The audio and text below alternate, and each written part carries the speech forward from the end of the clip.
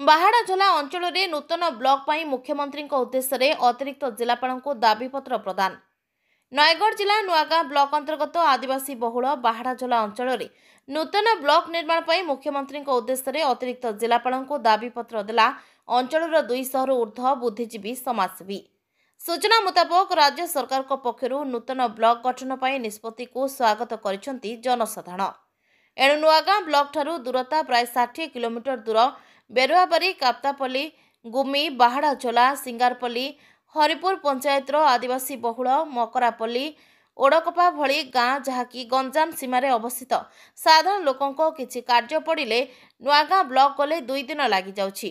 ଏପରିକି ସରକାରୀ ସୁବିଧା ଲୋକଙ୍କ ପାଖରେ ସଠିକ୍ ଭାବରେ ପହଞ୍ଚି ପାରୁନାହିଁ। ଏଣୁ 6ଟି ପଞ୍ଚାୟତର ବୁଦ୍ଧିଜୀବୀ ସମାଜସେବୀଙ୍କ ସହିତ ସମସ୍ତ ଜନପ୍ରତିନିଧି ଏକାଠି ହୋଇ ବାହାଡ଼ାଝୋଲା ଅଞ୍ଚଳରେ ନୂତନ ବ୍ଲକ ନିର୍ମାଣ ପାଇଁ ମୁଖ୍ୟମନ୍ତ୍ରୀଙ୍କ ଉଦ୍ଦେଶ୍ୟରେ ଅତିରିକ୍ତ ଜିଲ୍ଲାପାଳ ରୋଜନା ଦାସଙ୍କ ଏକ ଦାବିପତ୍ର ପ୍ରଦାନ କରାଯାଇଛି। ନୟାଗଡ଼ ଜିଲ୍ଲା ନୂଆଗାଁ ବ୍ଲକରୁ ନିରଞ୍ଜନ ସାହୁଙ୍କ ରିପୋର୍ଟ, ଫୋଟୋ ନ୍ୟୁଜ୍।